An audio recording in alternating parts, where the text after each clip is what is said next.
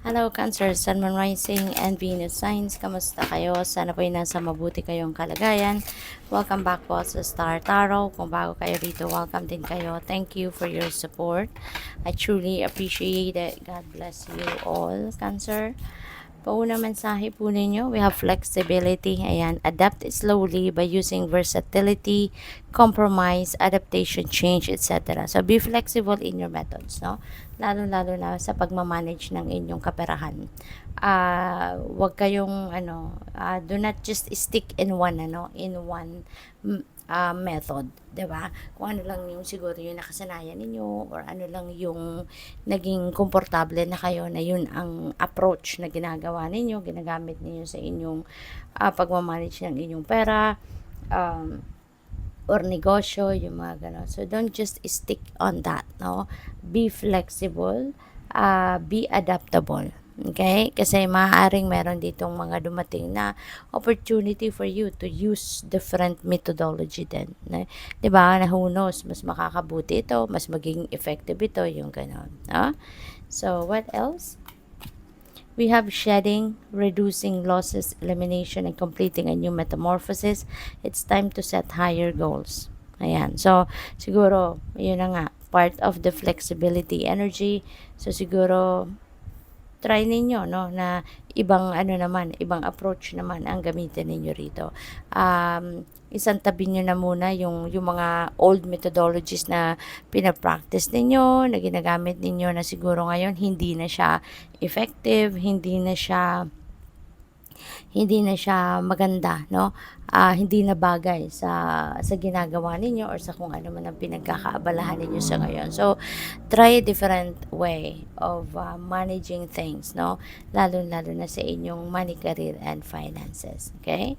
Because it may not be effective anymore. So, you may need to embrace something new, no? A new way of doing it. We have success choosing the right direction and actively overcoming difficulties. You are on the right track. No? Cancer, you're on the right track. Napakaganda kasi pinapakita nito na nasa tamang daan ka. You are heading towards the right path. You're heading towards the right direction sa ngayon, Cancer. No? And kung ano man yung pinagkakaabalahan ninyo siguro sa ngayon, kung ano man ang ginagawa ninyo, you know, kung ano man ang goal, no, ninyo, parang nasa tamang daan nga kayo. You're on the right track, mayroon naghihintay na tagumpay. So, yun, kung ano yung ngayon yung focus ninyo, then go for it, no? Kasi mukhang dyan ka magtatagumpay. No?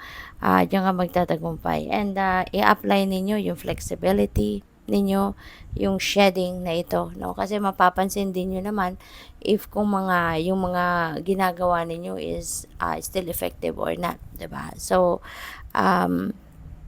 gamitin ninyo yung dalawang ito, incorporate ninyo yan sa approach ninyo sa inyong money, career, and finances sa ngayon. Kasi maaring ito yung maaring magpabago ng inyong sitwasyon at makarating kayo dito sa tagumpay. Okay? So, tignan natin kung ano pa ang mga messages para sa iyo ngayon.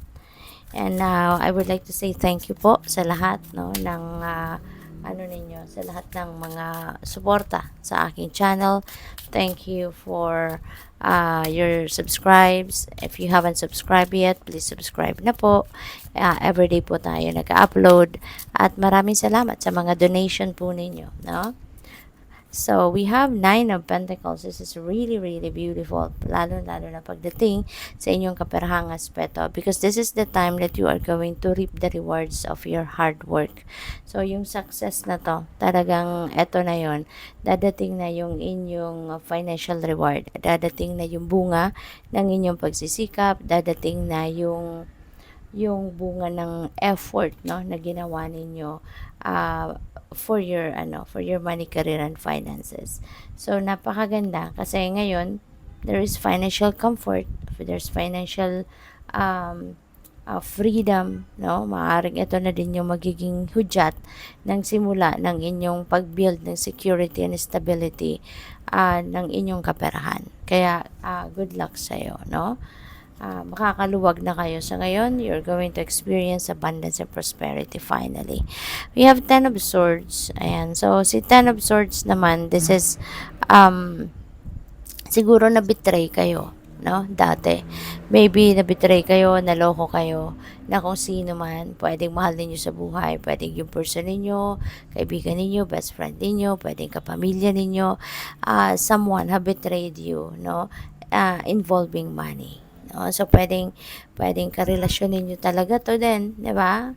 You have an emotional investment with this person, kaya sobrang sakit ng naramdaman ninyo rito na niloko kayo dito. Hindi lang yung puso ninyo sinaktan, kundi yung bulsa ninyo, di ba? Kasi maaring binudol kayo ng taong ito. What else? We have strength. Ayan. So, magpakatatag ka, no? Tibayan mo ang inyong loob. Cancer. Kasi kung ano man itong panlolokong nangyari, na ginawa sa'yo, malalagpasan mo din yan. You'd be able to overcome that. Kasi wala namang permanente sa mundo. Nothing is permanent. Nothing is forever. 'Di ba? Lahat nagbabago, lahat natatapos. Kaya, magpakatatag ka, no?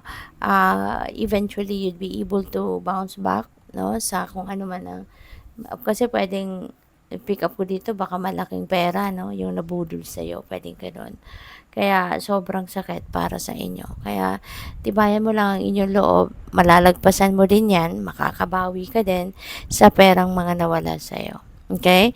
Or pwede rin, no? Na baka pagdating sa trabaho din or negosyo, 'di ba? Baka na-scam din kayo in the past. Kaya sobrang sakit, no, ang naramdaman ninyo. But everything happens for a reason, 'di ba? Everything happens for a purpose. Kaya wag na kayong do not dwell on that negative energy. Do not dwell on whatever happened in the past na medyo yun nga hindi maganda.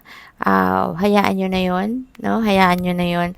Ang importante, lakasan ninyo ang inyong loob, okay? Sa ngayon, dahil yun ang kailangan ninyo para makabawi kayo, para makabounce back kayo. So, what else? We have Ace of Wands, okay? So, Ace of Wands, this is a new beginning energy. And this is good as well for some of you. Baka meron kayong sisimulang bagong trabaho sa ngayon. Maybe ang iba sa inyo is going to start a new career. You're going to embrace a new career. Or pwede rin na yung trabaho na dadating sa inyo sa ngayon, or opportunity na dadating sa inyo sa ngayon could really be could really be a very exciting dahil pwedeng this is something that you really love to do, no? This could be something that you really is hoping, 'di ba? Or wishing for na makuha ninyo, na maging trabaho ninyo, na maging negosyo ninyo, something like that. What else we have? Four of Pentacles. So, si Four of Pentacles naman, this is about taking control of your money. This is a reminder para sa iyo, no? Na manage your money wisely. Okay? There are siguro tendencies, no, para sa inyo na mag-overspend kayo, or siguro hindi kayo sumusunod sa budget plan ninyo, mga ganun ba? Kaya take control of your money and manage your money wisely. Manage your resources wisely. Okay? So, yun ang reminder sa inyo rito. And pagdating naman sa Page of Swords, no? So, there are a lot of information coming your way na pwedeng related ito, no, sa inyong decisions na gagawin, pangkaperahan, or negosyo, or trabaho. So, siguro, baka meron kayong nire-research, baka meron kayong inaalam, no, na makakatulong sa pag-manage or sa ninyo, makakatulong sa tawag dito, makakatulong sa inyo sa pagdidiskarte, no, para sa inyong negosyo, para sa inyong trabaho, baka may a-applyan kayong trabaho, maybe you're doing some research on that, no, para mapaghandaan ninyo, so puwedeng gano'n.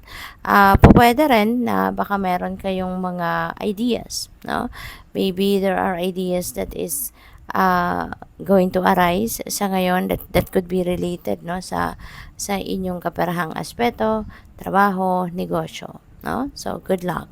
Thank you for watching. Love and light. Namaste.